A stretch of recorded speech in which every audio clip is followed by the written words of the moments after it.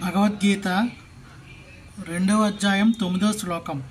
ఏవముక్త్వా హృషీకేశం గుడాకేశః పరస్తపః న యోత్స ఇతి గోవిందముక్తా తూష్ణీం బభూవః.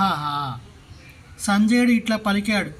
శత్రువులను తప్పింపజేసి అర్జునుడు ఈ విధంగా చెప్పిన తర్వాత శ్రీకృష్ణునితో గోవిందా నేను యుద్ధం చెయ్యను అని పలికి మౌనం వహించాడు.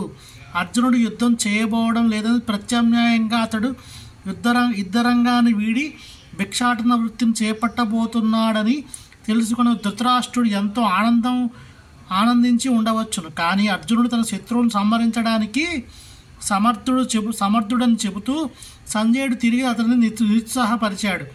కుటుంబానురాగం కారణంగా అర్జునుడు కొంత తడువు మిథ్యాశోకతప్తుడైన శిష్యునిగా పరమగురువైన శ్రీకృష్ణుని శరణాగతి అడిగాడు.